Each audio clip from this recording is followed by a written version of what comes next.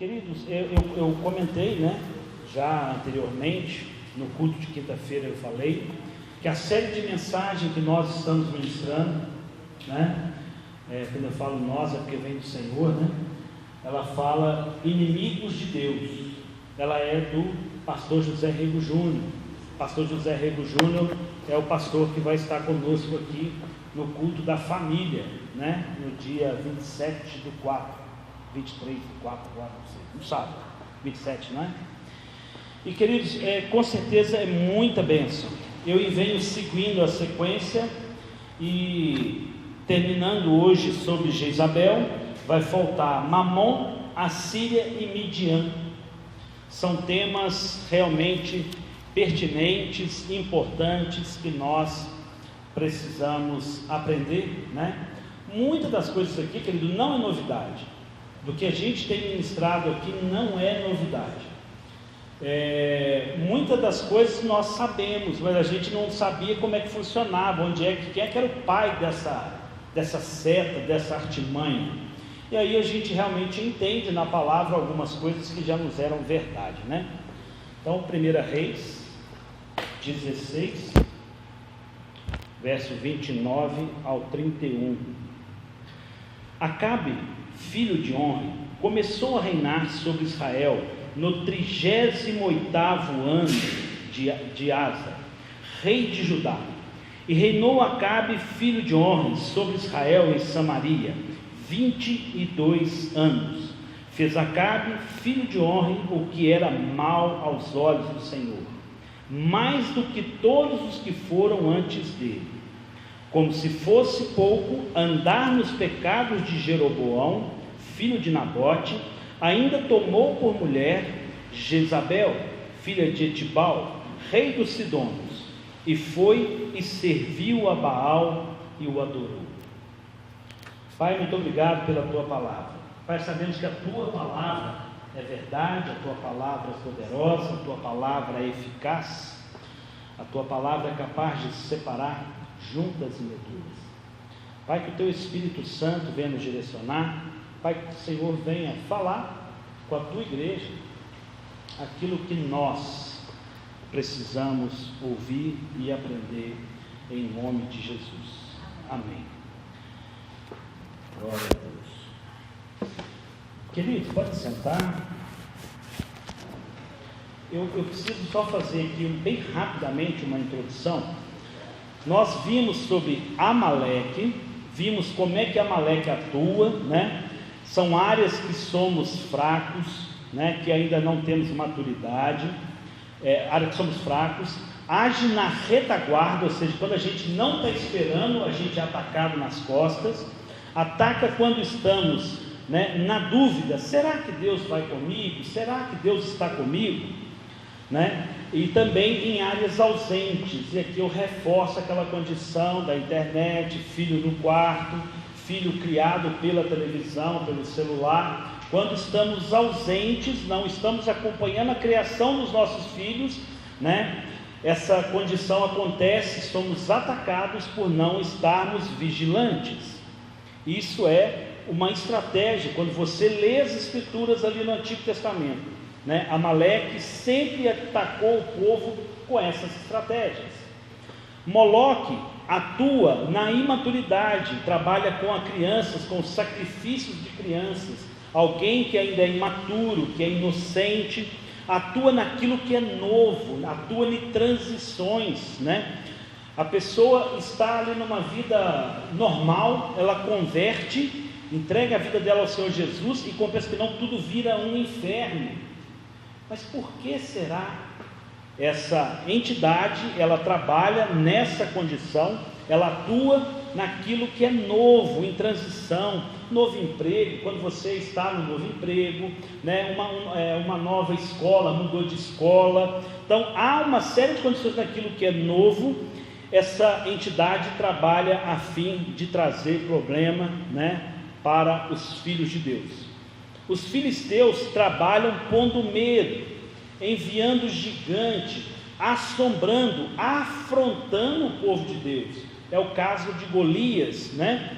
Que o povo de Deus estava lá, o exército, e não era uma briga pessoal, era uma coisa onde, aqui, me dá um herói de vocês aí, ó, me dá o melhor de vocês aí, que eu vou ganhar, e se eu ganhar dele, ganhei, se eu perdi, nós tornamos seus escravos.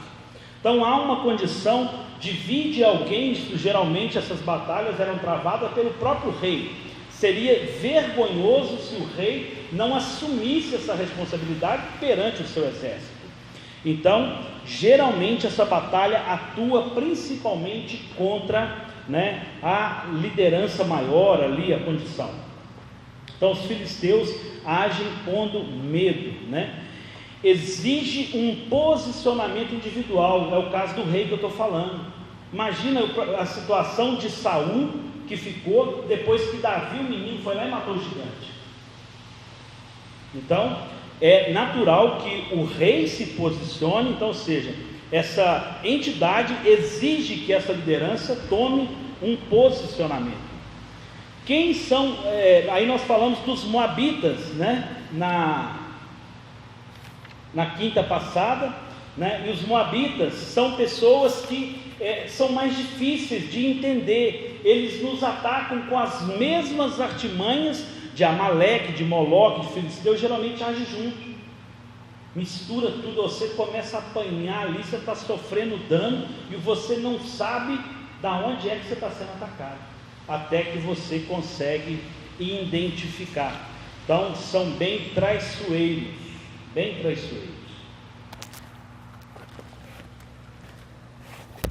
E aí nós entramos em Jezabel. Veja que a guerra com Amaleque, com Mamon, com Moloque, com todas essas entidades, são uma condição de um reino contra Israel. São lutas que vêm contra o povo de Deus. O caso de Jezabel ele é diferente. O caso de Jezabel, ele é algo que está no meio, é algo que se levanta dentro do próprio reino de Israel. Então, é uma condição diferente. Precisamos entender o contexto, a palavra, para que possamos discernir essa entidade que ataca contra o povo de Deus.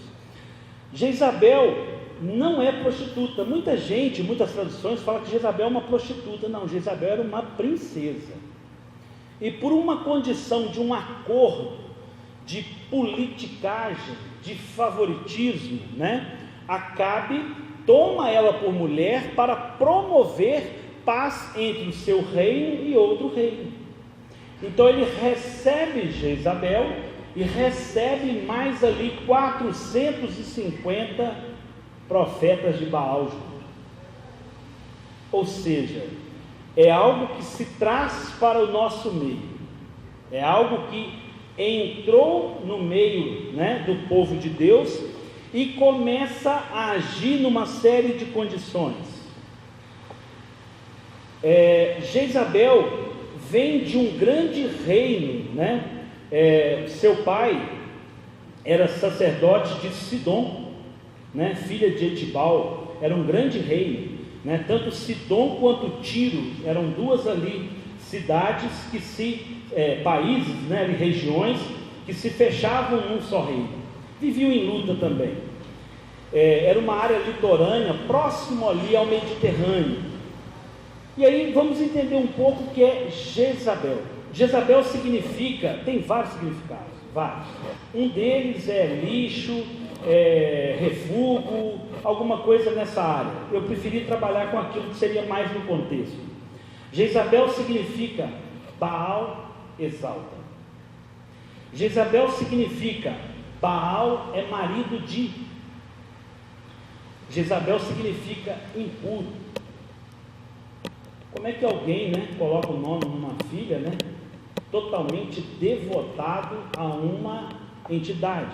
É claro, porque sendo esse povo fenício, de origem fenícia, eles têm por principal Deus, né, Baal. Era algo natural. Quando Acabe vai a esse povo e traz essa mulher, ele sabia que os deuses lá era Baal. Ele sabia que estava trazendo algo impuro para o seu contexto. O nome do seu pai, Etibal, que significa com Baal. Olha que coisa amarrada. E o que significa Baal? Baal é um título honorífico ou de honra que significa Senhor. A raiz da palavra significa Ele governa, Ele possui. Por outro lado, é o maior deus fenício, tratado também por Balaim. Essa entidade também é tratada por Balaim, que é um conjunto, um aglomerado de tudo que não presta, de Moloque, Amaleque, junta tudo nesse contexto. É essa entidade, né? Coisa ruim sempre anda junto, é bobagem. Acabe era filho de honra, também rei de Israel, foi pior que o seu pai, e a Bíblia é clara, que além de fazer mal aos olhos do Senhor, casou-se com Baal. Que isso não? Ele casou foi com a Jezabel. O que significa Jezabel? Casou com Baal. Era um casamento político para proteger fronteiras, permitiu a cultura, o culto a Baal.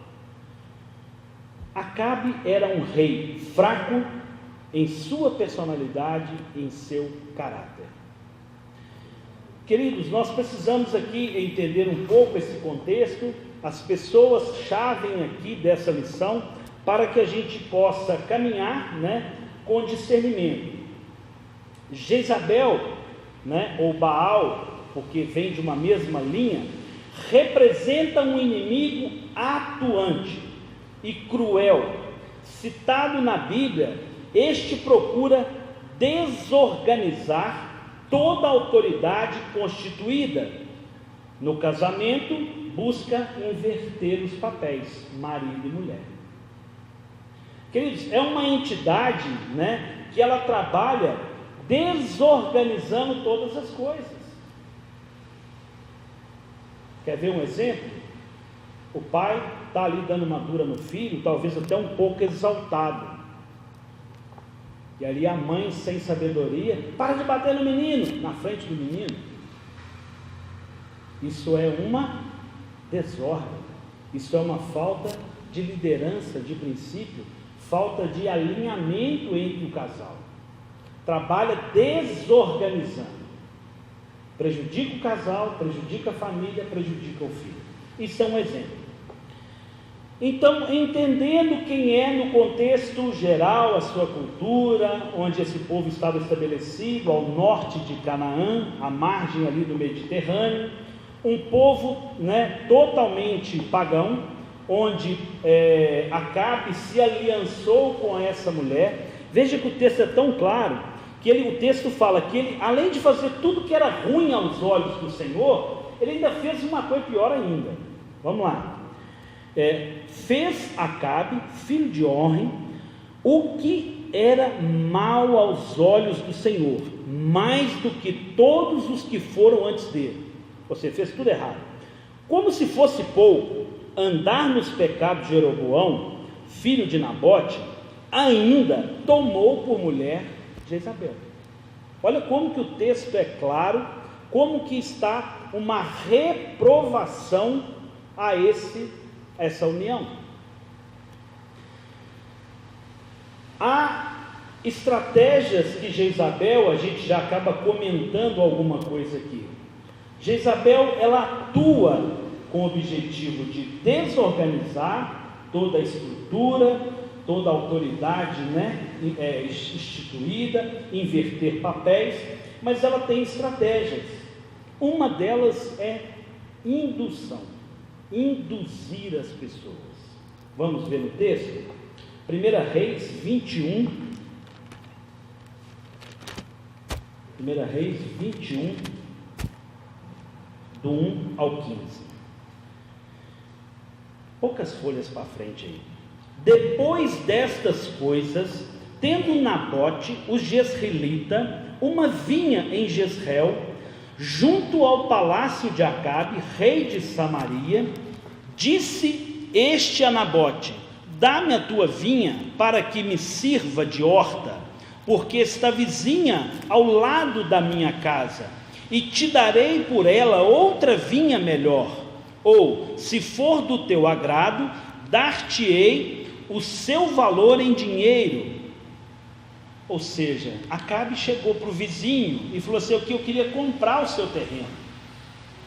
Porém Nabote disse a Acabe: Acabe, guarde-me o Senhor de que eu te dê heranças de meus pais, indignado a sua casa, por causa da palavra que Nabote, o Jezreel, lhe falara: não te darei a herança de meus pais.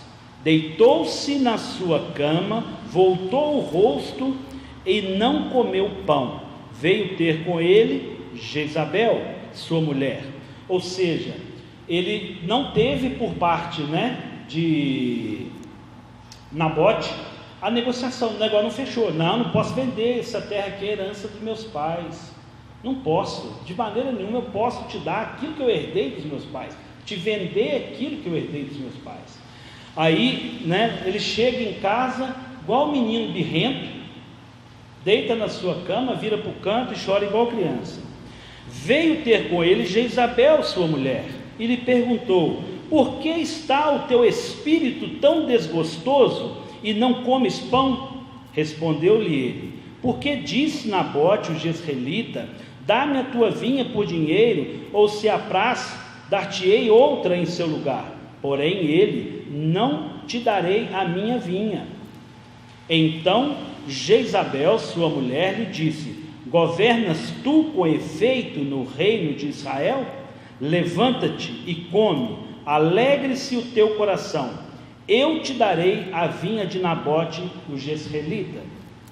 Então escreveu cartas em nome de Acabe, selou-as com o sinete dele, e mandou as cartas aos anciões, aos nobres que haviam na sua cidade e habitavam com Nabote. Escreveu nas cartas: apregoei um jejum e ponde a Nabote diante do povo, ponde defronte dele 2 homens, filho de Belial, que testemunhem com ele, dizendo: blasfemastes contra Deus, contra o rei. Depois levai-o para fora e apedrejai-o, para que morra. Os homens da sua cidade, os anciãos e os nobres que habitavam na sua cidade, fizeram como Jezabel lhes ordenara, conforme estava escrito nas cartas que lhe mandaram. Apregoaram o jejum, puseram Nabote diante do povo. Então vieram 2 homens, filhos de Belial, e sentaram-se de frente dele, e testemunharam contra Nabote perante o povo, dizendo: Nabote blasfemou contra Deus e contra o rei. Assim o levaram para fora da cidade e o apedrejaram, e morreu. Então mandaram dizer a Jezabel: Nabote foi apedrejado e morreu. Olha a ação maquiavélica. Olha como que algo que o marido estava pleiteando, algo que caberia àquela presidência, aquela liderança, conduzir, ela toma a frente, deturpa as condições, traz pessoas para irem contra, para dar aquilo que não era lícito a outro. Veja que a condição que Jezabel trabalha, ela envolve aqui, no seu contexto, anciões, os nobres que habitavam na sua cidade, fizeram como Jezabel lhe ordenara. Olha como que as pessoas se deixaram levar pela essa condição. Então isso é uma das estratégias. Há uma indução. Jezabel, ela passa por cima, ela inverte os papéis com o seu marido. aquilo que era a autoridade dele, ela faz. Ou aquilo que já estava até consumado, que o marido não resolveu, caberia a ela, né, ser ali, não chora, vamos comer, vamos ver outra vinha, vamos buscar outro caminho. Mas não, toma uma ação, né, totalmente contrária àquilo que se espera. A coisa é muito séria. Apocalipse 2:20. Apocalipse 2:20. O próprio Jesus nos disse, ele está falando aqui contra carta da igreja de Tiatira: mas tenho contra ti que toleras a Jezabel, mulher que profetiza, com o seu ensino ela engana os seus servos, seduzindo-os a se prostituírem e a das coisas sacrificadas a ídolos. Queridos, olha a sentença de morte que essa mulher colocou. Ela colocou sangue na vida de anciãos, de pessoas ali, né, de uma ação totalmente equívoca, deturpada, né? E o próprio Jesus fala: olha, não tolere, tenho contra ti que estão aí tolerando, né, essa ação maquiavélica no meio de vocês. Engana as pessoas, seduzindo-os a fazer coisas erradas. 1 Coríntios 14:33. Pois Deus não é Deus de confusão, senão de paz, como em todas as igrejas dos santos. A ação de Deus é conduzir em paz, mas, né, ela trabalha numa condição contrária. Então a primeira estratégia é a indução. Induz as pessoas que deveriam ser anciãos, que deveriam ser maduras, que deveriam estar comprometidas com o fim, induz a fazer outra coisa, né? E levanta pessoas como falsas testemunhas. Segunda estratégia de Jezabel, 1 Reis 19:1-4.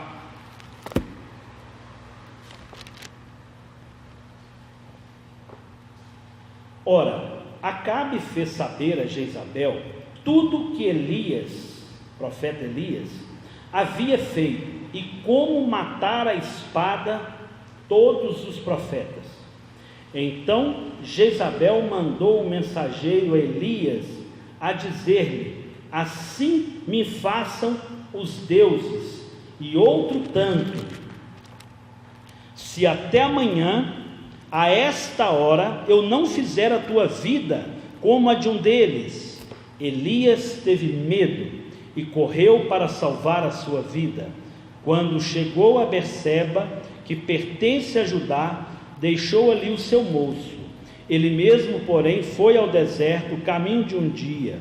Chegou, assentou-se debaixo de um zibro e pediu para si a morte, dizendo: já basta, o Senhor toma agora a minha vida, pois não sou melhor que meus pais. Havia uma condição. Elias vinha trabalhado pesado contra 450, né, profetas de Baal. Havia um desgaste físico, havia um desgaste emocional, havia uma série de condições que Elias estava numa condição adversa, condição natural de todos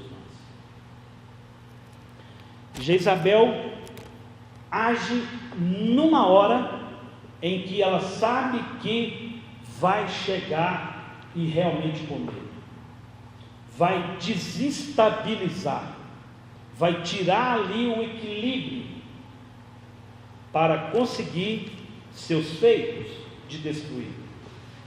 Elias estava cansado, desgastado, né? Havia lutado, uma condição, né, pessoal e emocional que vinha ali abalada.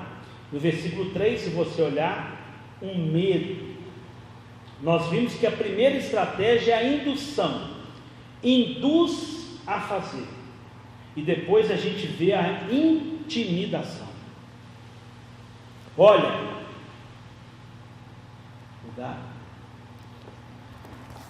cuidado que eu vou acabar com você.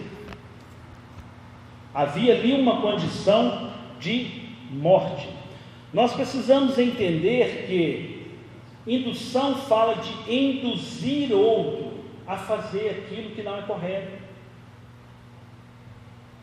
Namorados, não tem nenhum aqui hoje, né? Olha, que isso, não tem problema nenhum. Indução. Induz. Que isso, tem ninguém vendo, não vai dar nada não. Não. Vai te induzir, vai te levar para o mau caminho, vai dar problema. E a segunda, né, atua gerando, né, intimidando, pondo medo, impedindo de crescer. Lembra que eu falei que ela vem, desorganiza a estrutura e vem agir de forma que essa estrutura não consiga se reerguer, por medo. Qual foi a condição dele? Depressão, sumiu, enfiou a cabeça numa caverna. Que isso? Mas alguém na Bíblia teve depressão? Claro que teve. Claro que teve.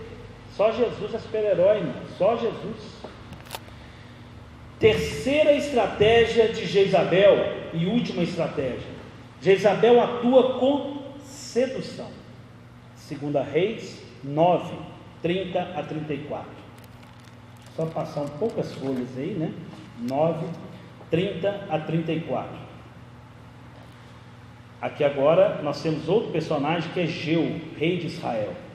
Então Jeu foi a Jezreel, quando Jezabel o soube, pintou em volta dos olhos, enfeitou a cabeça e olhou pela janela. Entrando Jeu pelo porão, porão mesmo. Porão. Perguntou ela: teve paz Zinri, que matou o seu senhor? Levantou ele o rosto para a janela e clamou: quem é comigo? Quem? 2 ou 3 eunucos olharam para ela. Disse Jeu: lançai-a daí abaixo. Lançaram-na abaixo e foram salpicados com o seu sangue, e parede, e os cavalos, e estes pisotearam. Entrou Jeu e comeu e bebeu, e disse: olhai por aquela maldita e sepultai-a, pois é filha de rei. Mas quando foram para sepultar, não acharam dela senão somente a caveira, os pés e as palmas das mãos. Voltaram e comunicaram a Jeu, que disse: esta é a palavra do Senhor, a qual falou por intermédio de Elias, o tibista, seu servo, no campo de Jezreel. Os cães comerão a carne de Jezabel. O cadáver de Jezabel será como esterco sobre o campo, na herdade de Jezreel, de modo que não se poderá dizer: esta é Jezabel. Ela foi dilacerada, os cachorros comeram ela, e aí depois eles saíram estercando, adubando, né? Fazendo cocô, né? Olha o contexto, é o que está falando, queridos. Para a gente entender, essa mulher já havia aprontado um monte de coisa. Deus levantou esse homem de Deus, né, que foi rei de Israel. Ele guerreou contra o povo de Israel ali, e quando chegou ali, vamos falar assim, no quarto dela, ela estava toda produzida, maquiada, querendo o quê? Seduzir. Os eunucos que estavam com ela, que eram as pessoas que aguardavam, ele pergunta: quem está comigo? E aí ele fala: pega ela e joga ela lá embaixo. Pega ela e joga ela lá embaixo. Os próprios eunucos jogam ela para a janela. Quando ela bate lá embaixo, o corpo estoura, espirra sangue na parede, espirra sangue no cavalo, faz aquela bagunça. Os cachorros vêm ali e comem. É o contexto que nós lemos. Então, Jezabel atua com sedução. num cenário de batalha, ela se enfeita, estratégia, querendo o enganar, querendo uma condição que não é, querendo produzir uma condição que não é verdade. Essa é a personagem de Jezabel. Nós precisamos entender, né? Quando nos posicionamos, ela tentará produzir, nos seduzir. Quando nós nos posicionamos, ela tenta atrapalhar. Você está sendo muito rigoroso. Que isso? Você está exagerado. Você não está entendendo as coisas. Você não precisa fazer isso. Por outro lado, desse jeito vai dar tudo errado. Você é incapaz. Você, por outro lado, você é melhor. Você é muito bom. Você tem condição. Trabalha com uma condição de produzir, de seduzir. O que é a sedução? O que é a sedução? Trazer uma condição de favoritismo. Quando o rapaz seduz a moça, para que é? No mínimo para trocar beijo, né? No mínimo. Precisamos tomar cuidado com essa estratégia. Muito cuidado. Jezabel é assassina de profetas. 1 Reis 18, 13.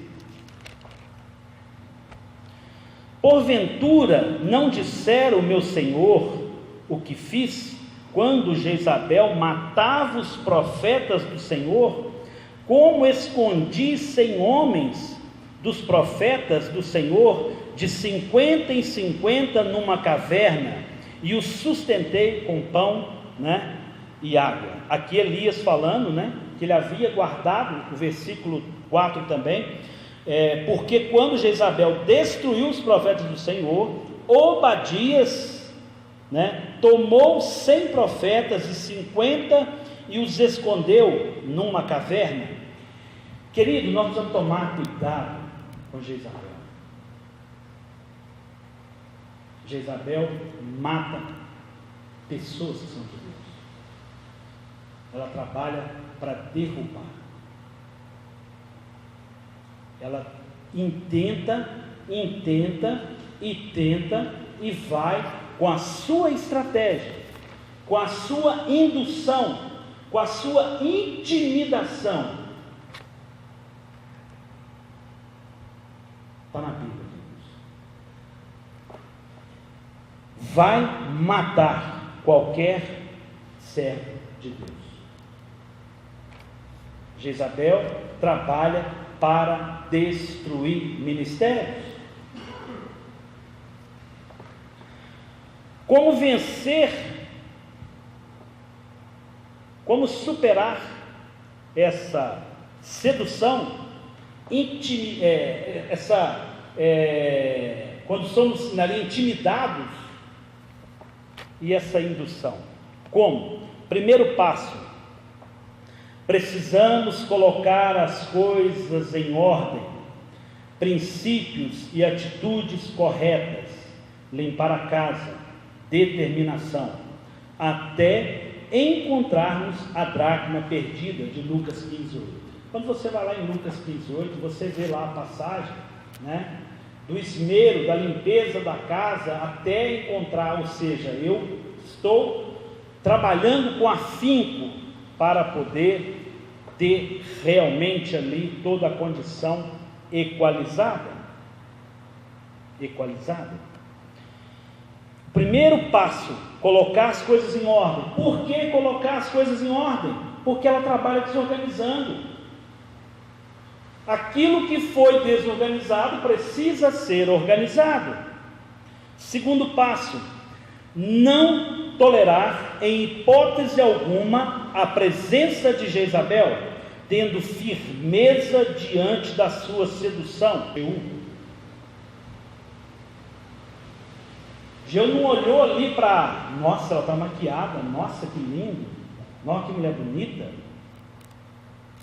Ele não se deixou levar pela condição de vistas. para se posicionar com Jezabel. Não trabalhamos com aquilo que vemos, nós trabalhamos com aquilo que realmente vem do trono. Nos posicionamos e não nos deixamos levar. Terceiro passo: estimular o nosso Obadias. O que é isso? Estimular o nosso Obadias. Eu já li lá, né? 1 Reis 18:4. Veja o que fez Obadias, né, na época de Jezabel. Porque quando Jezabel destruiu os profetas do Senhor, Obadias tomou 100 profetas e de 50 em 50 os escondeu numa caverna e os sustentou com pão e água. Queridos, profeta de Deus, homem de Deus, precisa ser protegido, precisa ser guardado, precisa ser guardado. Precisamos despertar em nós o Obadias, alguém que realmente vem e cerca seu povo. Quarto passo, preservação dos 7.000. Os não afetados são os que não se dobraram a Baal. Depois das lutas, os 7.000 retornam. Veja que Elias cai numa condição: Senhor, matei ali 450 profetas, mas só eu sobrei, eu vou morrer, eu não aguento mais isso aqui, Senhor, eu quero a morte. Parecia que não havia mais esperança, parecia que tudo estava perdido, tudo estava destruído, estava o caos instalado, mas não havia caos, havia 100 guardados por Obadias. E aqui, quando você vai no texto, você vê que tem 7.000 que não se dobraram a Baal. A gente precisa enxergar além. Nós precisamos entender que além do nosso nariz há outro cenário, há outras verdades. Quinto passo: evitar contato com Jezabel. Veja que a coisa aconteceu numa aliança. Acabe fez uma aliança com Jezabel. A coisa começou, não era porque ele gostava dela, não é porque havia um amor, ela era bonita, era estratégico. Relacionar com Jezabel parecia algo que poderia trazer o quê? Guarida, proteção, paz, sossego, mas não é. Não há paz, não há paz. Quando relacionamos, quando estamos vinculados, quando fazemos alianças erradas, vai dar errado. Vai dar errado. A aliança que fazemos é com o Senhor. A aliança que fazemos é com o Senhor, não é com o homem. Não é com o homem. Há uma condição de estar, de ser, de permanecer no Senhor. De ser e permanecer no Senhor. Precisamos entender essas verdades. Precisamos entender esse contexto. Veja que todos os outros eram ataques externos. Esses são no nosso meio, são dentro da nossa casa, são aquilo que impede nós, eu e minha esposa e eu, de continuar caminhando num só propósito. Querido, quando não há, como andarão dois juntos se não houver acordo? Como? Precisamos estar aliançados. Precisamos estar numa mesma unidade. 1 Reis 18, 21. Abra aí, queridos.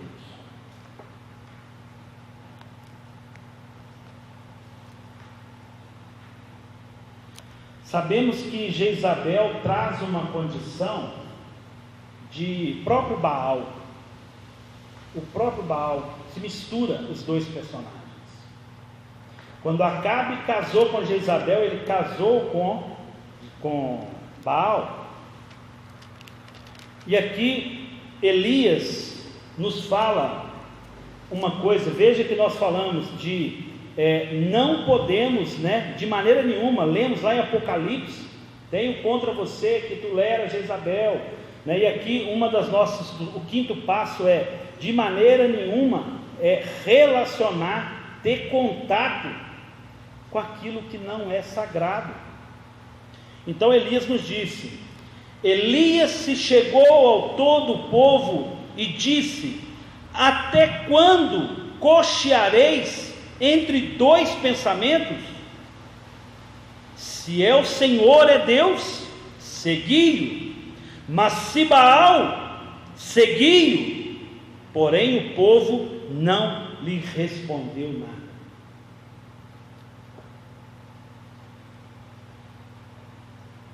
Se é Deus, segui-o. Se é Baal, segui-o. Livre-arbítrio. O problema está, porém o povo não lhe respondeu nada. A quem seguiremos? Homens ou Deus? Dinheiro ou Deus? O que seguiremos? O que é realmente importante? A que nós iremos nos posicionar?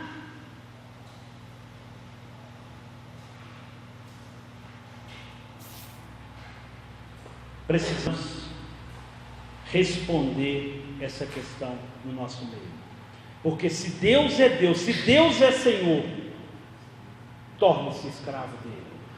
Esteja sujeito a toda a condição dele.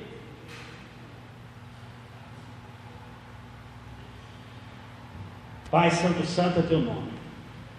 Pai, nós queremos agradecer ao Senhor pela tua palavra. A tua palavra, ela é verdade o tempo todo. Pai, obrigado porque a tua palavra, ela é rica. A tua palavra, ela é eficaz. Pai, a tua palavra, oh Deus, é alimento, é direção, é condução. Pai, muito obrigado.